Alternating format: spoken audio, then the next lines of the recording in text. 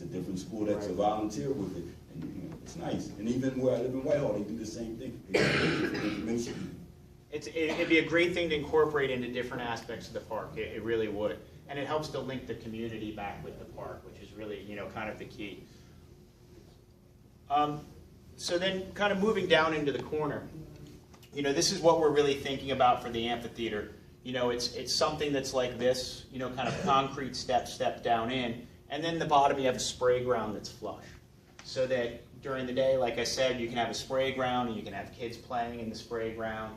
But then for those 7 months of the year that you're not using the spray ground, you can have an amphitheater space. We are down here in the corner because it's the sunny southern part of the park, so they'll get good sun. It'll be a nice place to sit on a spring day. But this is where I'm starting to think, if we're talking about where can we integrate the history. It would be, we have these nice walls, and I don't know that the amphitheater steps need to be this big, but we have these nice walls, and maybe we can start to tell the story of the residents, or, I'm thinking we were talking about a similar thing around the basketball court. And what a great spot to talk about, the rich sports history of the park and the people who came up playing in the park. It would be a really, really great spot for that. And, maybe there's ways that we can integrate that, whether it's cast or etched into the concrete so that you can see it and you can read it while you're there experiencing the park, and it gives you a link to that. And here we are with the basketball court. Like I said, from my standpoint, the basketball court is in itself is easy. We can come in, we can put in a new surface on the existing court, repair any cracks or anything like that. Put in a new painted surface. It's an easy way to rehab that basketball court. And then I'm thinking about a very similar thing, along the sides of the basketball court where you have the existing retaining walls and the bleachers. That we'd come in and replace those with like some concrete bleachers, and that would be the spot where I could see, really putting in something about the sports history of the park. And that would be a really great way, so that while you're sitting there watching a game, you would have it all laid out next to you. And the one question that we had, and it's going to be a good discussion point later, is the half-court basketball, or the basketball for smaller kids.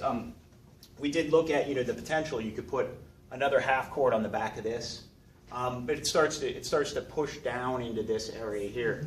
So what we want to think about, and what we need input from you on is which becomes more important at that part, having a little bit bigger amphitheater or having a half court there, or if it is for kids, do we need a full size half court? Is another net with something a little shorter than a full size half court suitable? So, those are decisions that we can't make because we can't prioritize what you as a community want. And there's also some different play games that Nate could describe in better detail, but some play games that are basketball oriented, that are in smaller areas that might allow those little kids to have the feel of playing basketball without it necessarily having to take up the full area of a basketball court. Typically, I think the term we would use is funnel ball, and it's a pretty common term where it's a large funnel and it has different offshoots, and the kids are shooting the ball up into it. So it's like basketball, but they're littler. You can set the height a little lower maybe, and it's not a full court that maybe comes with all of those spatial issues, spatial needs.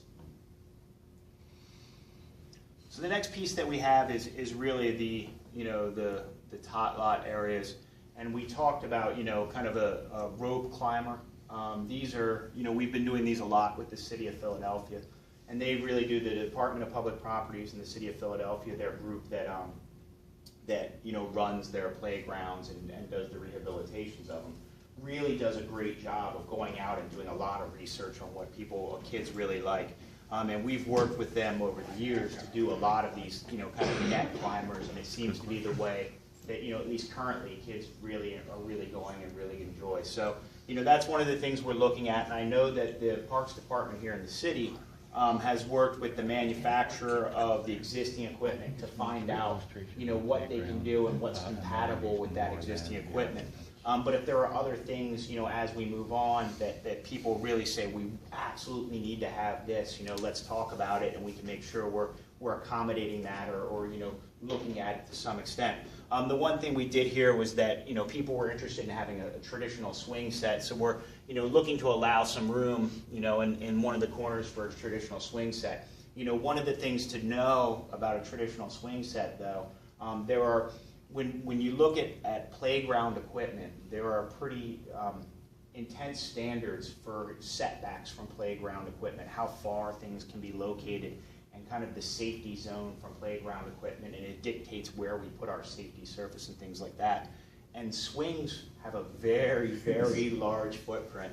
So that's one of the things we want to keep in mind. You know, it's not like it was back in the day when you could jam swings in right next to the fence and maybe you could jump over the fence. You can't do that anymore. So, you know, we can find a home for swings and we can move the swings around and they don't need to be there, but we just need to think about that as we're looking to where they want to go. And that's a perfect example of what I was talking about before. You guys or the community says we want swings, and then our job is to understand those technical components and help feedback to you what that means. What does really having a set of 2 or 3 or 4 swings mean spatially in the park? And then you guys can say, you know what, maybe if we have to give up that much real estate for 3 swings, it's not a basketball court.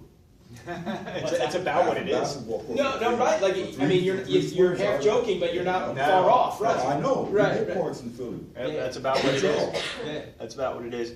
One of the other things we put out there is you know, the idea of shade structures. You know, we're going to come in and we're going to rehab the park. I know that there's some concern, you know, around the basketball court and those portions of the park about the existing trees in the entry where people maybe didn't like the trees as much in the park, or, you know, for whatever reason. You know, and would there be any desire from the community, you know, to have kind of a permanent structure that gives you shade? Whether it's, I don't know that you necessarily need them over the playground equipment there, because that's a pretty shady area to begin with, but maybe as we start to look at areas around the basketball court, down around the spray ground, you know, over by the pavilion, maybe there is some desire to have some sort of, you know, overhead shade structure. And, you know, like everything, we're kind of balancing the, you know, the desire for people to have it with the cost, and, you know, with what the benefit is of all these things. Space. Yeah, and space. Here's some more pictures of the play equipment. This is the very little kids play equipment, kind of the medium play equipment. And then what we do is, once we figure all of that stuff out, we try to stick in as many of these little pieces in all the little pie holes that are left behind, so we can really maximize the space. Because, you know, ultimately the one thing that's almost definitely going to happen is that there's going to be safety surface underneath all the play equipment. And safety surface comes at a reasonable expense, so let's maximize the safety surface. And if we can put, you know, little single pieces in underneath where we have holes in the safety surface where fall zones don't overlap, we're going to do that. So, and then the last thing that I think, if I'm moving around correctly and remembering, is kind of, you know, the area down there, kind of the more relaxation. You know, what we've termed the chess grove. You know, whether they're, you know, built-in chess tables, or, you know, whether they're just a series of benches. You know, I like the idea of built-in chess tables. It makes it nice. They're multi-use. You can play chess there. You can play checkers there. You can have lunch there. It just gives you the opportunity to do what you want. But really, you know, we're looking at a spot where just other members of the community can come in and use the park other than children, and you can spend your time there and enjoy the afternoon. And I think that's generally kind of my, you know, 100-mile-an-hour overview of what we're looking at, because I just want to give you an idea of you know, how we approached the park and what we were thinking when we looked at all the input from the public. And, you know, now, you know, really what we need to hear is you know, what you guys like and what you don't like, and, you know, things that you would prefer to see a different direction to go in. So I think Christy had an idea of a way to do this, right? Because we want to get as much feedback as possible, and to do it, give everyone an opportunity to say what they may or may not like to say. So instead of necessarily going by area or just sort of a scatter approach, our thought was, correct me if I'm wrong, sort of go around the room and literally offer each of you, as we go around the room, the opportunity to provide a comment or two each. It doesn't mean you're limited to 1 or 2 comments, but like, let's make sure we get around the room and give everyone the opportunity to make 1 or 2 of the most important comments in their mind at this time, reacting to what you've seen so far. Make sure we get around the room. Anybody who has the desire to speak, they get the opportunity to speak, and then if there's more time, we'll go back around. Anybody else who has more to say, let's collect that. Our fear is just, we just don't want to end up with a scenario where we talk about one specific thing or hear from a small list of people and other people don't feel like they got a chance to really say anything. So is everyone comfortable with that? All right, good. So maybe we'll, You tell me where you want to start. Sure. I don't know that it Well, matters, let's start. because if everyone's going to get a chance, everyone's going to get a chance. Yeah, that's fine, we'll start, and then I would say, we'll let the person say what they'd like to say, and then not necessarily reactions from other people. You'll get a chance to talk when you get a chance to talk. Why don't you give us a time limit? 3 minutes. I brought a hook outside. You brought a what outside? I got a hook outside. I knew it was going to be good. I didn't hear what you said, but I knew it was going to be good. I'm just glad I didn't get the hook. Yeah, right. 30 seconds to a minute, what you think, what you like. Yes, and what a you thought, like. 2 thoughts, you know, and then Yes. we'll move on. And we're not looking to cut anyone off. It's just a way to try to give everyone an opportunity to get that voice heard. And then if there's more opportunity afterwards, we can keep talking. Sure, so about other maybe we things start and up work here, out. and we'll sort of work our way fan-fold back I'm good. across the rows. Yep. Do you guys have anything you wanted to? I'll just reiterate my comment that the urban renewal plans that Allentown carried out that cleared that neighborhood of the black community should be recognized in the presentation that is put forward. Maybe we'll jump back around, we'll go across this way. So if you guys have anything that you want to, and it doesn't necessarily have to be a criticism or just, you know, what you're... I love it. I love the whole plan. I think it's great. I own that property there in the corner at South Fifth Street, and being a new mom, well, I wasn't when I wasn't a mom, I would never step foot in the park, to be honest. It wasn't very pleasant, and now you make me want to move back into that house. I want to kick my tenants out and move back in. But anyway, I'll take it. I mean, it's great now. I would definitely, with these plans, I would definitely take my 2-year-old there. And as far as, since history seems to be a really big thing, as far as being more cost effective, I like the idea that you said about in sketching them in on the steps and the cement. I mean, the statues were great, that's pretty, but I think that that's not a really good way to spend our money. I've already seen the Arts Commission spend $10,000 of our budget on a statue that is no use to the community. So maybe I think that we could find a better, more cost-effective way to put our history in there besides a statue that's going to take up too much money. So I'm more into the cost and getting more for our buck out of what we want to do. Function, right? Yes, Yeah. yes, exactly. Yeah. So that's Great, just my thank thought. you. Well, you're talking about the resurface of the basketball court. Mhm. Now, are you talking about repainting it or digging it up and laying a new one down? No, I'm talking about what we would do, what the intent would be to come in, you would repair the existing court and then put down a 3-part sports surface. on Okay, top. that's why we want to know sports surface, Yeah. because we had it repainted a few times, and as Yeah. soon as it gets wet, Yeah, you can't, It's well, not it's, if you don't put down a proper sports surface, it's slippery. Right, and also you have to have something for the water to run off of. Yeah, and that would be something that when we get into it, that needs to be evaluated, is if it's not gonna drain, and you can come in and you can put in, you know, if it really is totally flat, it doesn't drain at all, you can come in and we can look at doing, you know, either taking a little bit of it off, or, you know, come in and look at doing just a really thin coat of, you know, asphalt, just to get it to crown. Yeah, to drain a little. Would it crack earlier?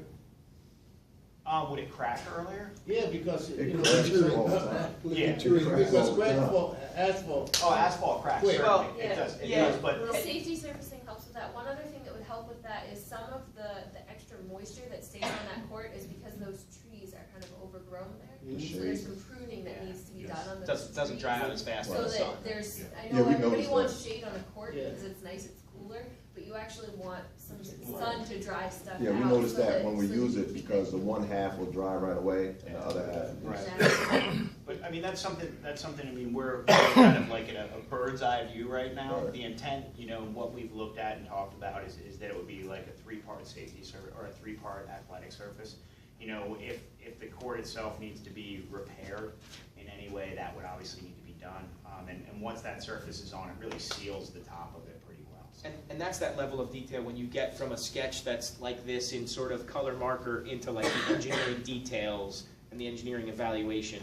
That's that next layer of the onion, kind of where you start to dig into information like that. So, thanks. We're gonna just, if you're, I'm good. Back to Yeah, the yeah. surface though. yeah, hold on. We'll let this gentleman go, and then you can. Oh, but it's back to his thing. Well, called no, the that's okay. third. We can address Sure, it when you sure. come. When you put that 3-phase surface on, do you foresee like maybe milling out the top layer of Well, that and then blacktopping it? I can't tell you right now, because that's kind of, like Greg was saying, that's like a fine grained detail that, Okay. you know, it's, and that's what I was saying, potentially you would mill the top layer of it, but one of the problems you run into with milling it is depending on what the existing surface is, if the court wasn't built really well to begin with, we don't want to start cutting a layer off, so we need to evaluate those things, and I can't give you an answer to that, but I can tell you that it's something that needs to be answered as Again, that's that next layer, not the answer is no, it's the answer is we don't know yet, right? We don't know yet.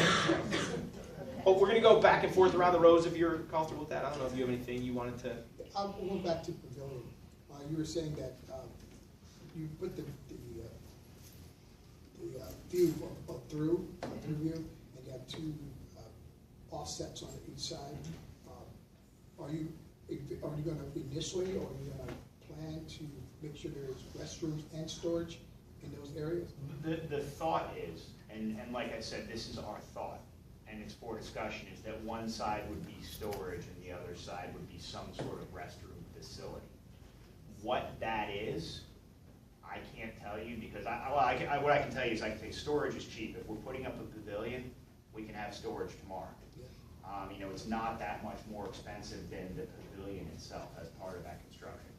Restrooms, on the other hand, get very costly very quick, because, you know, first of all, there's not existing sewer line running into That there we're aware of. that we're aware of, Yeah. as far as I know. I know you have There more. is one. There's similar to the building that's there.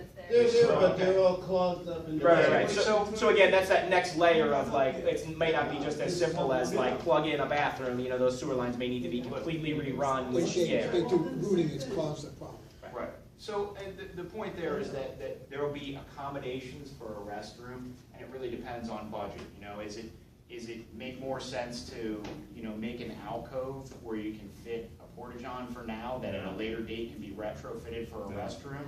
You know, we can't answer that question, because like I said, it's going to come down to, you know, we have this much money in the pot, and is a restroom more important than this, or is this more important than a restroom?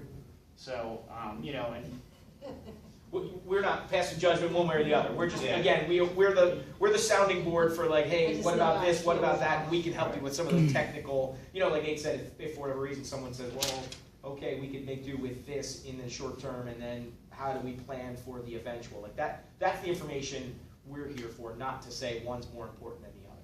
That's really not our. Just want to say one thing, No. I really like it, let's break it out.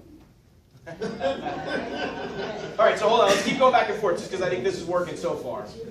Go ahead. The corner where the pavilion is and the water thing, that hill, that be built up, or how you gonna? When you say that hill, do you the mean corner over there with this the or the pavilion and look? water- and the water Right now, park, there's a right? significant slope. and what we're doing is the thought is that the spraying ground would be level with the street, and then as you come up that hill, we're taking advantage of that to get up. So the two physical features of the property or the land right now are, like Nate said, it's sort of one of the sunnier parts, or hypothetically could be one of the sunnier parts of the site, and you've got that natural topography that sort of lends itself to this amphitheater feature already. So why fight that, right? Why not make that the perfect spot for that, hopefully? Just one right behind there. My concern is with the history. The wall that's currently there, will that wall remain, or will that wall be taken down? When you say the wall, you mean sort of running page up and down that creates the separation grade-wise from what is currently the right side of the page and the left side of the page? Is that the wall you're referring to? The green wall. Green wall. The green Oh, the green monster. No, the wall at the end of where the children play, there's a little That runs wall. through the middle part. Oh, Yes, yeah. it's like a retaining wall that's falling apart along the existing path. So built. There's like this crumbling Right, wall so it's between the It's right there. playground. right, this wall that runs sort of the spine. Right. Right. Yeah. So, I mean, if there's a reason to discuss removing it or not, you know. Well, my thought was, as far as the history is concerned, that you could do a historical wall, as opposed to taking the history and putting it on a bench where no one may not see it. right. See, one is exposure and one is hidden. So that's my concern, is that if you're gonna do the history, Put it in is that place. it would be, it has to be a drawing card of sense. Yeah, and I think the plan currently sort of contemplates taking that grade change and moving it a little closer to the basketball court, and again, using that natural topography change to be part of what could equate to stands surrounding the basketball court. So you move that grade change from that middle area closer to the basketball court and create almost like a natural amphitheater feel around the basketball court, because naturally people might want to watch whoever's playing on the basketball court. That doesn't mean that's set in stone, but that's sort of what you're seeing here. There's no reason, and I guess to understand what you're asking for a little more, you're not necessarily saying that has to be the wall. You're just saying that you would like to see the history instead of a down here history as an up here history. Yeah, as opposed to, if I'm sitting here looking at this amphitheater, and if people are sitting there, I'm not gonna see what's written there. But I think Okay. it's more so the So concept you're of the offering wall the- is out in the open. You're offering the wall as another potential canvas, let's say, Correct. for that history Yes. to be portrayed that may be more visible Yes. than some of the other features. Yes. Got it. We can figure, I mean, that's an easy, an easy thing to keep in mind as we're moving forward. And I would say we're at the stage where that principle that Nate threw out there of putting the history on features like that, he used the amphitheater as an example. That doesn't mean that anyone has decided that's where it's going. He was just trying to use that as the example, like you referred to, rather than saying the history would be maybe standalone statues, like do it in a different way. So that's really all that we're trying to convey with that. So I got it. thanks. Go ahead. I really don't have any questions. I like the idea. I'm gonna tell you, my kids grew up in this park. My grandkids grew up in this park. I watched some of these guys grow up in this park. It was, remember when It's it good that was she's wood? assuming you grew up, right? Like mission accomplished, right? It was all wood. They would come home with splinters, Yep. that, and then the. Wood and they sneaking on something. Yeah, so I'm for it. Thank you. I'm on the steering committee. I just want to offer, I'm a retired city employee, but that is the oldest section of the city of Allentown from the 1762 when it was chartered at Northampton Town. So that, that in itself is history. It's, the original footprint of Allentown, before it got bigger and bigger and bigger. Right. Great. Okay, my thing is, you're 100% wrong. I should have a statue in there of myself. No, I'm not. I'm a legend in my own mind. But nevertheless. He said you could borrow his hook if he goes too long. Exactly. I'd like to talk about the, what is that, amphitheater? Yeah. And the spray part. My gripe with that is that when I think of the spray park, and my thought throughout this whole process was that it was going to be a park like Bucky Boyle's, and I realized that money, the money part is, is in play. But I think those two would have to be separate unless you're actually going to have the thing that the water like they have at PPNL, and that's not what our kids need, I don't think. I think they need more of something like Bucky Boyle. That green spot, I think that would be an ideal, yes, I think that would be an ideal place for that. If you could just, depending on what you guys do. So can I ask? The water access point is right there. Yeah. So that's tricky. So can I ask you a question? So the amphitheater can move over there then. So when you say incorporate more, I'm gonna put some words in your mouth because I'm gonna restate I think what you're saying. You're saying you'd like to see the amphitheater not just necessarily include water components that come up out of the ground, but is there a way to have components that are more up in the air, like at Bucky Boyle, for the kids to play in? Yes, because because I think it's more for the kids more so than just going in and getting a cool dog. Yeah, I get it. And the kids think it's cool, right? I have 3 little boys. I get it. They Right. I get it. They want to run around and stuff. Maybe. So if we can make that water park bigger, I mean, I'm for this whole thing. It's great, fantastic. I just like to see the money coming. But anyway, that would probably be a common desire, right? In the room. But anyway, when you talk about the bathroom, okay, that's a pet peeve of mine because I think that should be when you build the pavilion, that should be automatic. Because see, we have too many, if you're out there like a lot of us are, there's far too many young children out there who have to run too far to get home. No, they come and knock on my door. Yeah, right? So my thing is, you know, if we could put a restroom there, you know, when you put the pavilion there, that would be great if we can come up with the money. Once again, I know everything's about money, you know, but, you know, the storage can come later. You know, you can put some stuff in my truck. But the reality is that we need a restroom for our kids, you know? And Justin, no one's saying we shouldn't do the restroom first. Again, I think Nate was trying to offer up some creative ideas as to ways things could be potentially staged. So, you know, there's not a desire to put off the bathroom. Right. I think it's just the reality, like you said, unfortunately, in the world of things cost money and just trying to be creative, forethinking and creative about ways you might be able to work around some of that. So I think we'll keep going around and then we'll come back and get second thoughts from people so that we get everyone's comments. My comment is real simple. All that's nice and it's good, but if you don't do the irrigation right, it's gonna be like this in the next 10 years. The irrigation needs to be fixed on it, okay? Regardless of what land you do, if it's not irrigated right, it will continue to flood, it will continue to deteriorate, and we'll be back here in the next 10 years or 5 years. The irrigation, like I was telling you, it should be a smart park. The water that retained from that, you could fill a whole city pool every month with the water retained, and we can make money, it can regenerate, it can do the water park for the kids, even if it's a small park, okay? It could have a filter system, you can drink the water, you understand? It could be so sufficient, I mean, people would be loving to come there because it would generate for the community that it once lost. So there's a number of different components that you can incorporate in a park, whether it be, you know, solar powered lights, water reuse, collection and reuse systems. Again, I think some of those components get down to a balancing act of their cost and the space that those systems may take up to achieve those goals. And I'm not saying you can't have it come out to be cost neutral over a very long period of time, but sometimes to incorporate some of those components, like for example, a water filtration system, to have it meet secondary contact or potable standards can be a somewhat expensive system, water filtration system to put in.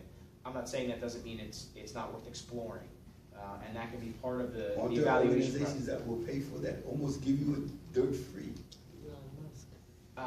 Yes, for a park, yes, for kids, yes, they will. Again, I'm not saying there aren't. I'm just saying like that, you know, it just adds another layer of searching for money that has to happen. If people ask them, they will. And one thing for the spray park is you can do like a recyclable system. Right. So all the new skate parks we put, or spray parks we put in, have that system. I think there's still one, and I forget which one. Brian would probably Old know. Allentown Fairgrounds at 5th and Elm. Thank you. The Fifth Street one is a runoff system where it just runs continuously. It doesn't recycle the water, but you can recycle at Bucky Boyle. It's treated also, I believe. It's The water's treated, also yes, treated. exactly, and there's lifeguards for that one, because it's so big. So, you know, I don't think the response is it can't be done. It's just, it's got to be baked into the process, I guess is the way to put it. Like, you've got to think about what those opportunities are, what they could really service based on what options get finalized and selected, and then how do they fit in from an engineering and a planning perspective. There's no reason though that a lot of kind of those big ideas can't be, you know, integrated in some way or another. You know, solar is a good one. You know, there's no reason that you can't look at putting solar on the roof of the pavilion. You know, that's an easy one. Like you said, you know, the water reuse is there ways you can use that. You know, they're all good ideas, and if that's something that the community is really set on, and that's something that you want in the park, and you know that's part of the goal and the vision for the park, then you know. The city and us as their consultants are to some extent beholden to hear what you say. Because wouldn't it pay for itself then? No, after some time, the electric sent back to PP&L, the water recycled and paid for the water company. It would pay for the park itself. You understand?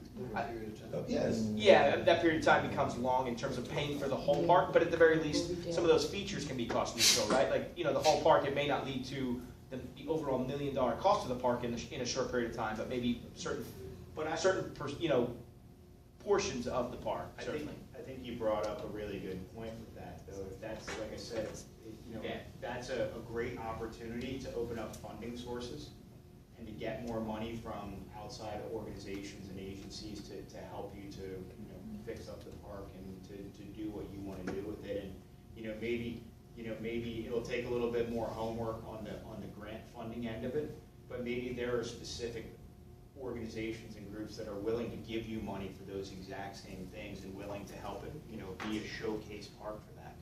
So And now's the time to understand that that's a priority, because, it's harder to incorporate those features certainly later. Afterwards.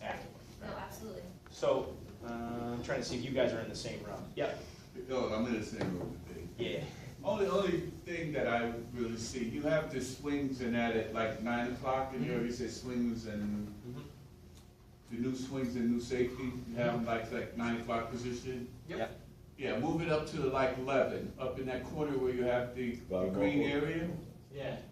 Up in that corner, because there's an area that's where the swings were before, and they're out of everybody's way. And by moving that, you're looking to put a half-court basketball court. Look at how big that area is if you move the swings. Yeah. You can put a basketball court there if they need one. That way you have the smaller kids, and you don't have to worry about, because if you put them over here, there's the street, the ball goes in the street, there's amphitheaters where steps are going to run down and fall down the steps. So push that over to where the swings are, and first priority, like I always said, is the bathrooms. I agree with everything And I you said second there. that. Where's the bathroom here? Where you came in. At the front door. Don't recycle anything, leave it all there. I just, the bathrooms, everybody's talking about how much it costs to build the bathroom. That's the least of our money. That should be our top priority on what it is to build a bathroom, because the facility that's there now had the possibility of expansion to add those bathrooms like you gentlemen are talking. Never happened. So I would look at that, because it's like the plumbing in that is already there. Okay. I mean, change the shape of the building or something, that could be another idea instead of trying to move the whole thing. Because then you wanna waste money, you talked about moving the plumbing and moving that. Why move it, it's in that area. There should be a So lot of that's plumbing and just- sewage there, there was all houses. The only two things that I really see, I like the basketball, but move the swings up in the corner out of the way. But they just cap it off. Great. So let's go It's to still there, the, that's what I'm there, saying. go ahead. Yeah. Two of the I'm houses talking down there, you about ain't got basketball. It would be nice to see another basketball court there, because It'd be nice to see what, I'm sorry? another basketball Another court, basketball, full gotcha, court. Yep. Because I remember when I was a kid, we had to wait, if you lose, you have to wait. Could be all afternoon. Yeah, for basketball. And, a lot of times, if the adults are playing, the kids may have somewhere to play. And also, I know it would be nice to see another basketball court, so we could have basketball tournaments there in the springtime and in the summertime. You know what I'm saying? Because Allentown is becoming a basketball city. Yeah, You know what I'm saying? so just to clarify, are you saying you think it is important to have another full basketball court, or just another basketball area, like if it was a half court or some modification of a half court for full little? basketball. Oh, get serious. Take up the whole. Well, that's not bad. That's not That's not bad. That's not a bad idea, because we talked about that before. That's the biggest joke I've heard. He said that before. That's not a bad idea. So I just wanted to clarify what you were talking about. So Let's let everybody have their thought and be respectful, of everybody having their own idea. Okay. go ahead. Okay, I have three things. Portable, the portable restroom, that's very important. You said portable, I think you need an actual restroom there where people wash their hands and make sure. So you think trying to make it permanent is, Yeah. it should, okay, I just want to make sure, because you said portable, and what you're saying You is said portable. important for it not to be portable, Right. basically. Right. And you mentioned something about a gated entrance in the beginning. What do you mean by gated? Did you say- No. Just an entrance. I think the intention Gateway is is what that I gateway, said. yeah, meaning it's like, it's like a feature that makes you feel like you're walking into Gotcha. something. Okay, I just want to Yeah, yeah. And also the history, I think the history should be more noticeable. When people walk in, they'll know what the park represents. And I think that should be more visible. Great, History. thank you. You're welcome. Sir. Well, I like history of it at the beginning, and even, you know, the balcony there as well, the steps, you know, if you can put it on both places, you know, you never have too much. But the ones coming in and when it's in, just walking around and just observe, you know, as much history as possible for the interest and inside as well. And also, I like what I'm hearing because, especially about a permanent bathroom, because you need to understand, you guys are saving children's life. Right. Kids use the park to escape stuff going on in their house, and it keeps them from the street. And also, it gives them a chance to brush up on the skills and the tools that God has given them. So in the park is where they really live their lives. You need to understand necessities are important, and also a safe place for them to hang out, just escape stuff that's going on in general. No, I appreciate it. And just again, no one's advocating that we shouldn't have bathrooms. You know, we're just, yeah. Go ahead, hold on. We got, I think, right? Yeah, I think everyone's got a chance. You get a chance to speak yet? I have 3 questions. Where the amphitheater is going to be at, is that where you're going to put the wall at? You're going to put it against that wall that's already there, going out? So your question is, would the amphitheater be up against the wall that's already there?